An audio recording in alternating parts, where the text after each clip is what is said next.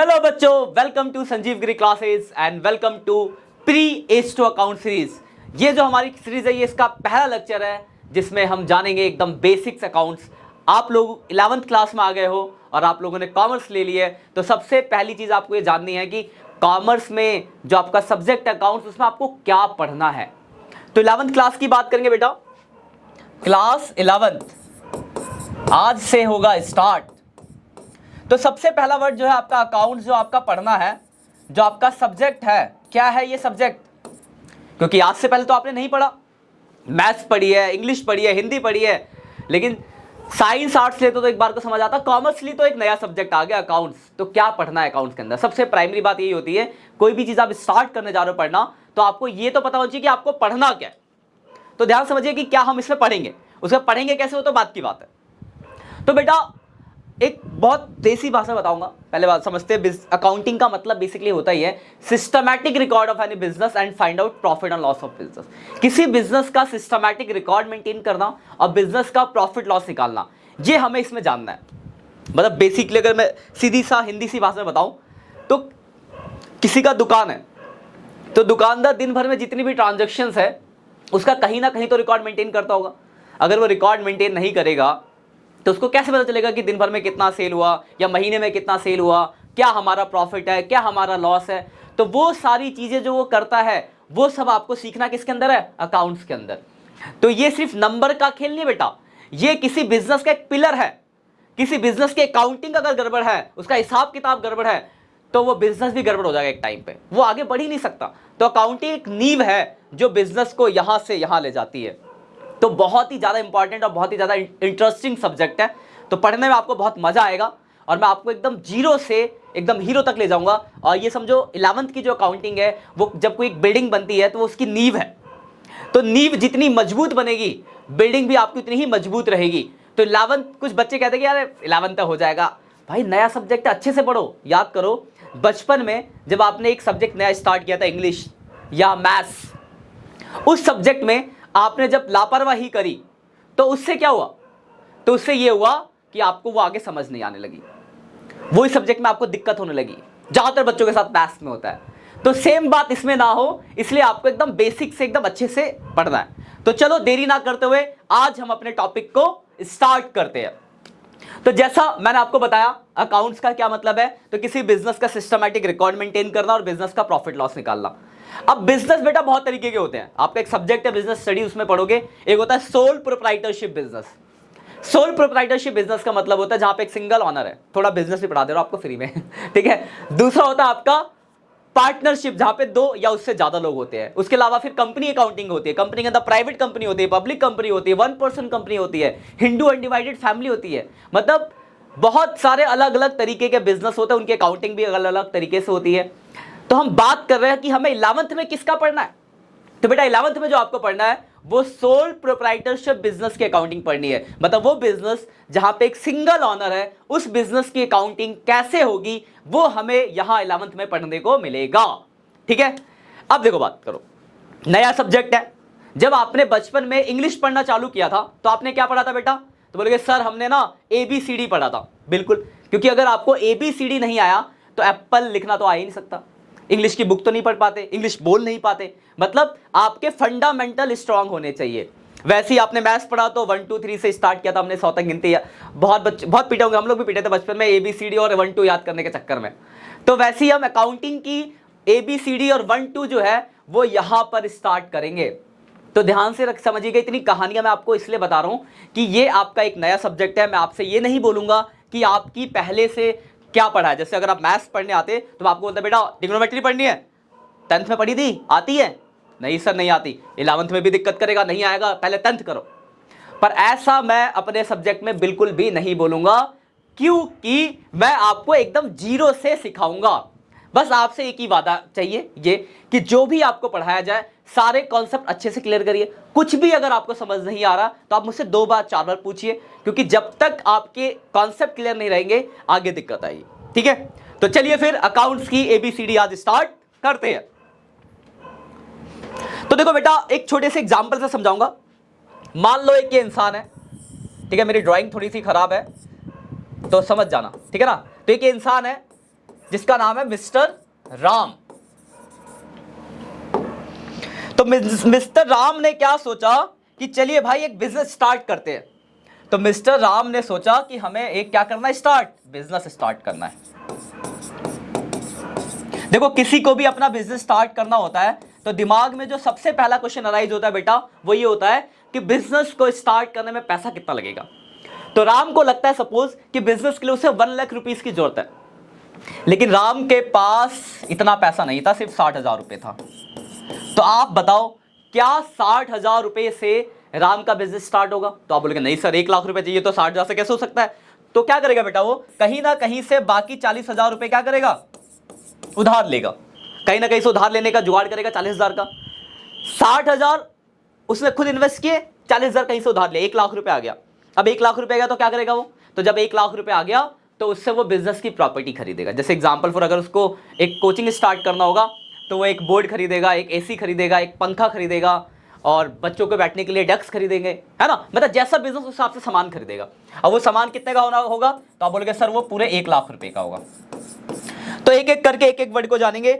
सबसे पहला वर्ड आपने देखा ये 60,000 रुपए जो ऑनर ने, राम कौन है बिजनेस का ऑनर, यहां पे हम ऑनर को प्रोपराइटर भी कहते हैं। तो वो पैसा जो प्रोपराइटर या ऑनर बिजनेस में लगाता है that is called capital. Accounts का पहला वर्ड पढ़ा सीखा आपने कैपिटल।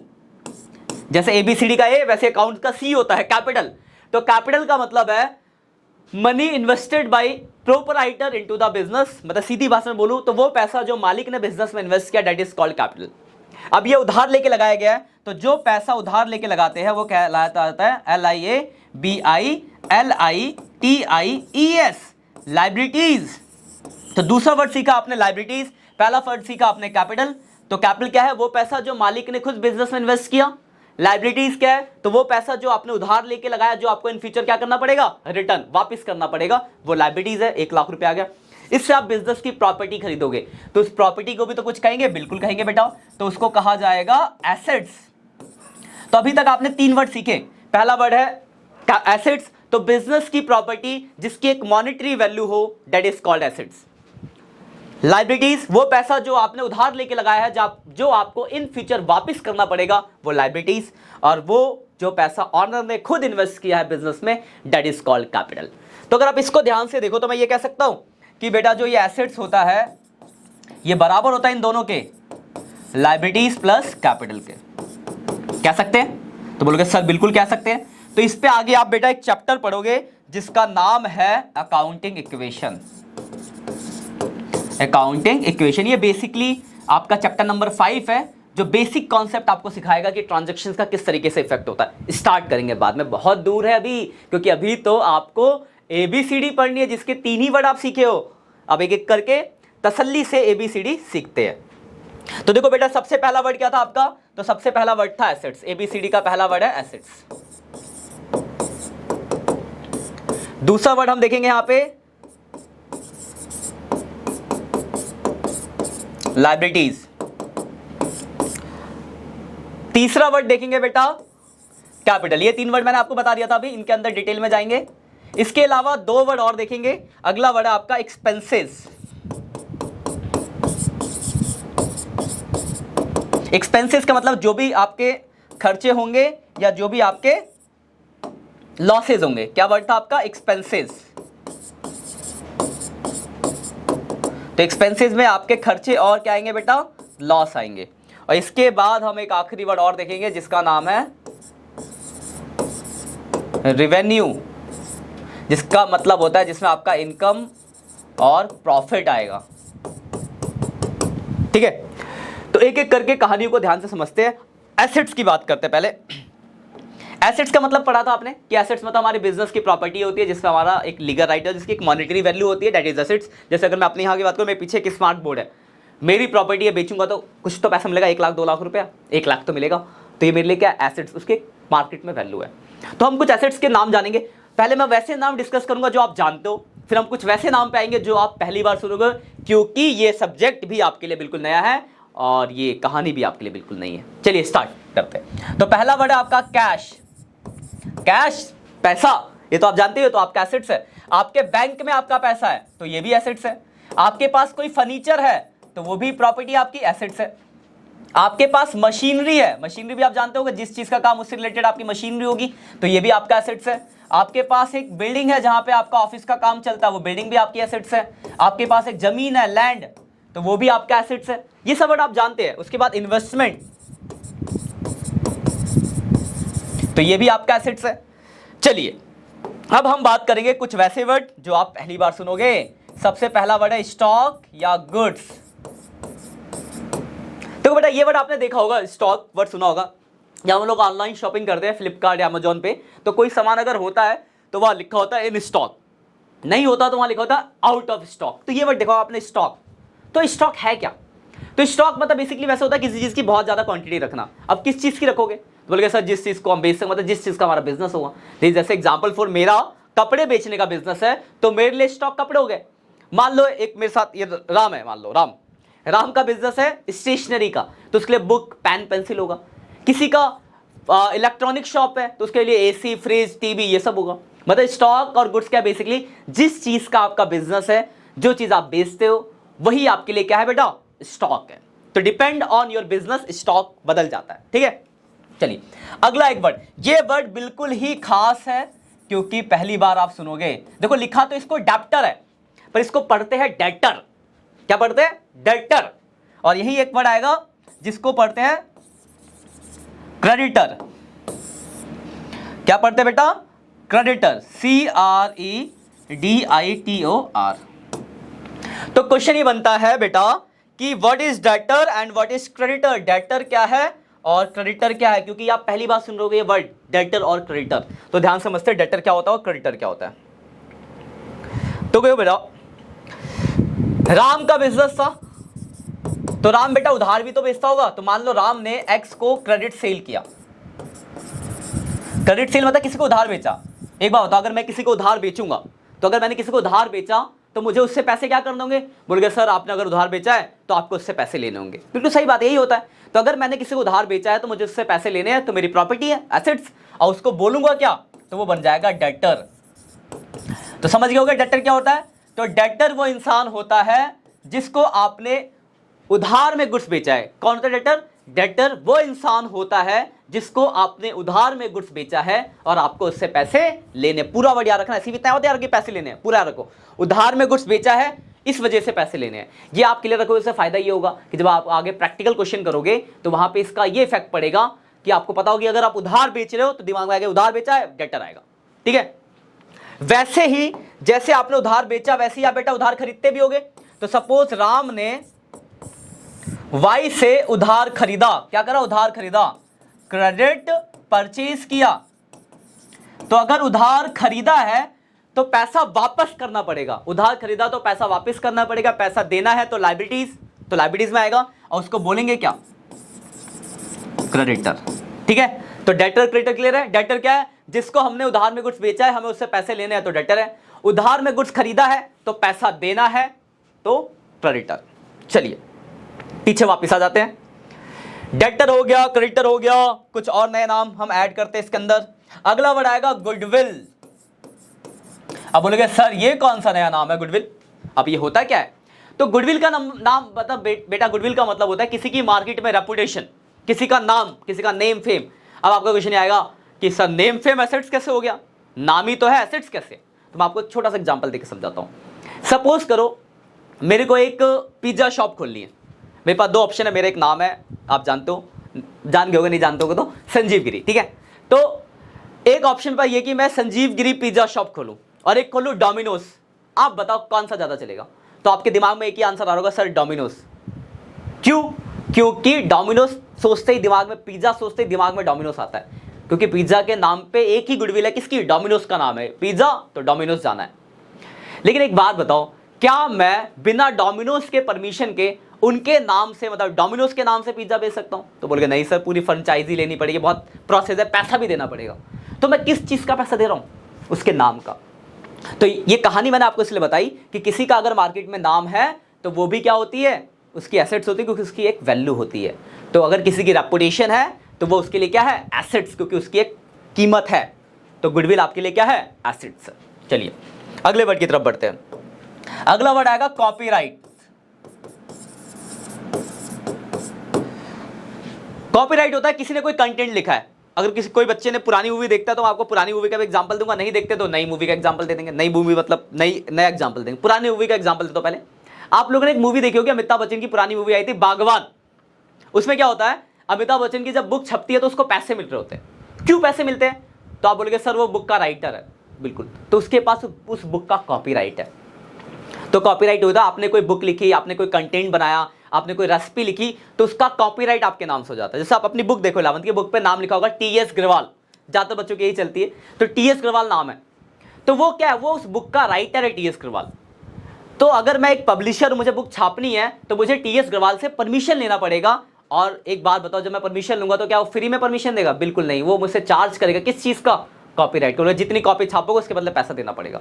तो कॉपीराइट होता है आपका कंटेंट का कॉपीराइट, तो वो भी आपके लिए क्या होता है? एसेट्स।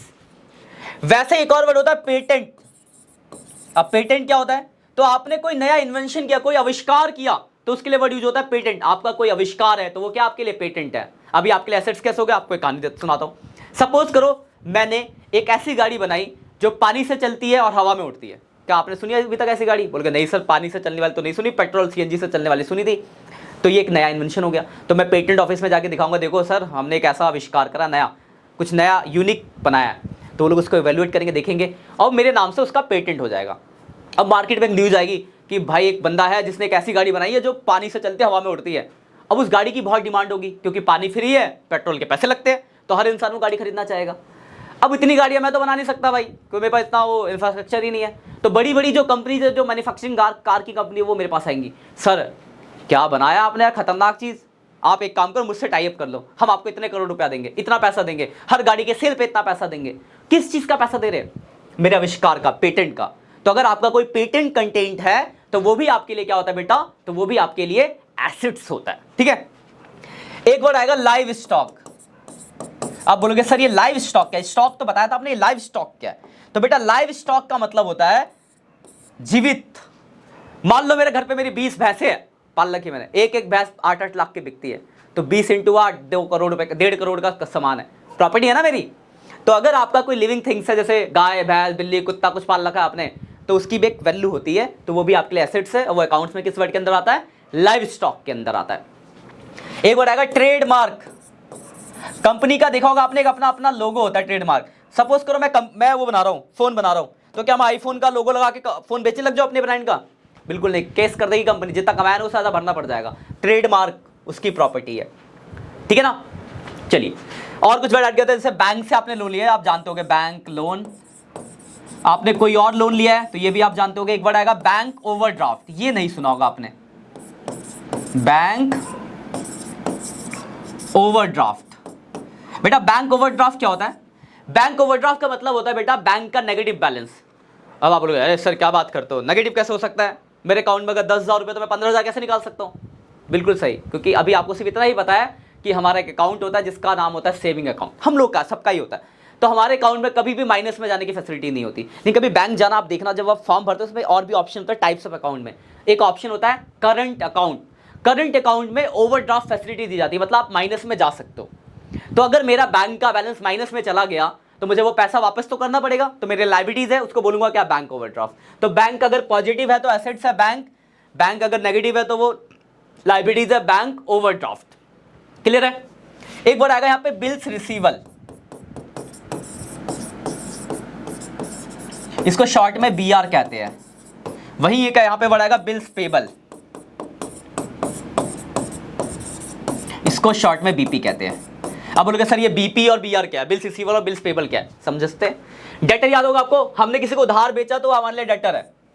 सपोज करो कोई एक नया इंसान मेरे पास उधार लेने आ गया, मैंने उससे कहा एक भाई यार तुझे मैं जानता मानता तो नहीं, उधार बेचा पैसा लेके भाग गया, कहाँ ढूंढूंगा? एक काम करो कागज का एक एग्रीमेंट कर लेते, बताओ कितने दिनों पैसा दोगे? तो एक कागज का एग्रीमेंट हो गया, उसमें उसने कहा सर मैं आपको 10 दिनों बाद पैसा दे दूंगा, मैंने भी साइन किया, उसने साइन किया, एक लीगल डॉक्यूमेंट हो गया।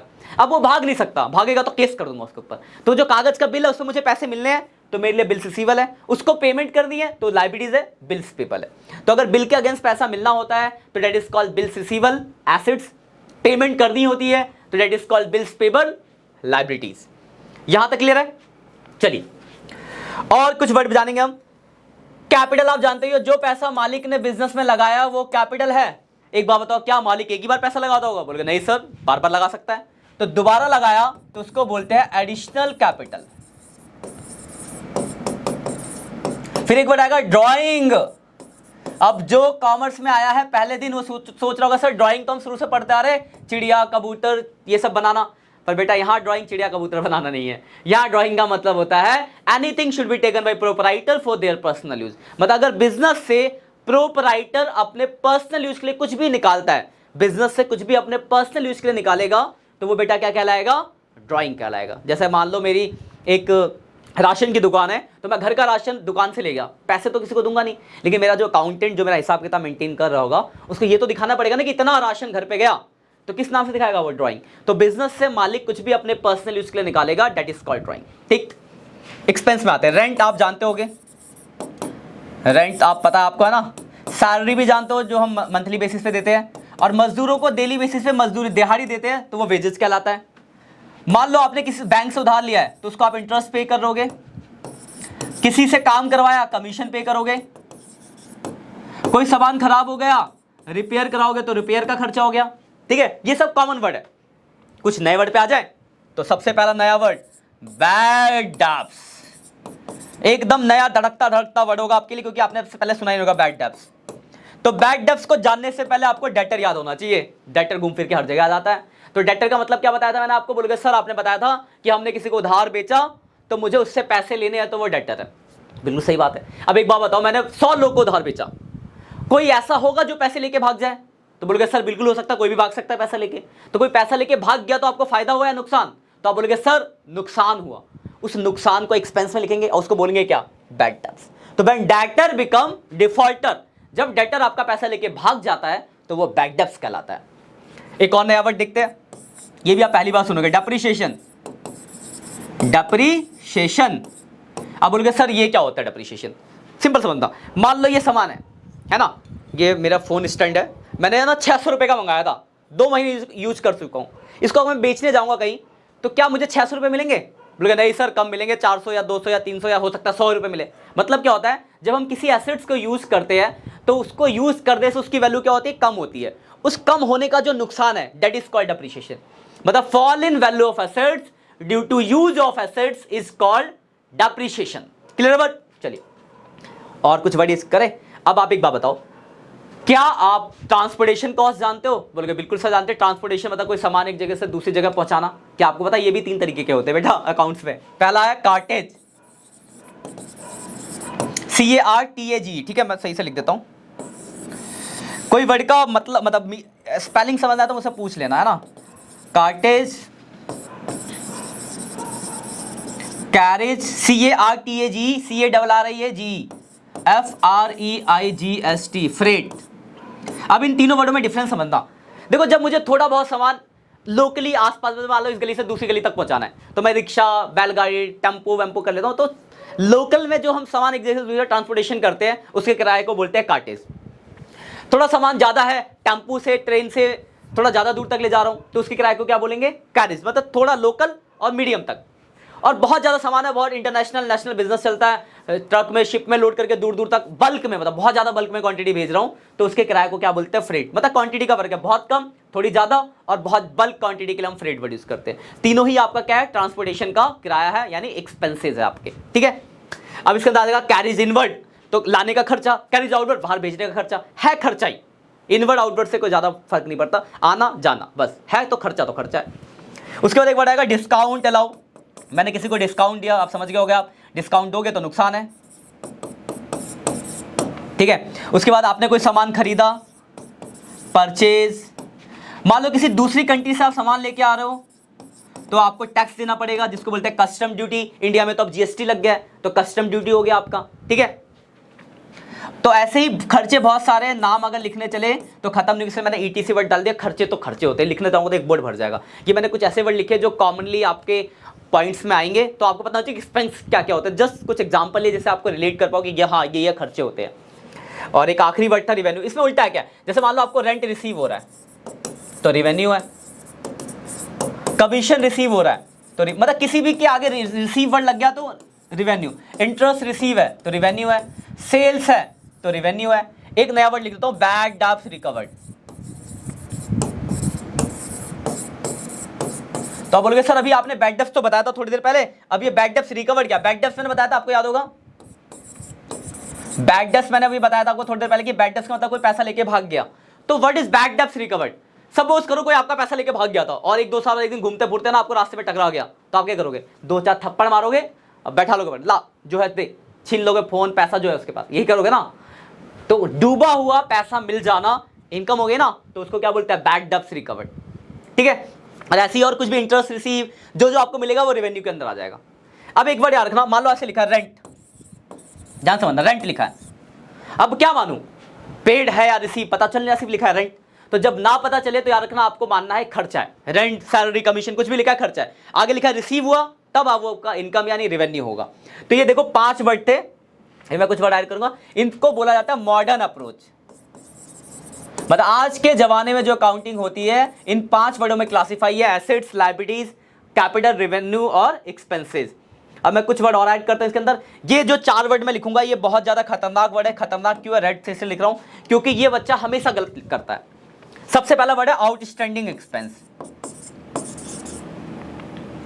Outstanding expense,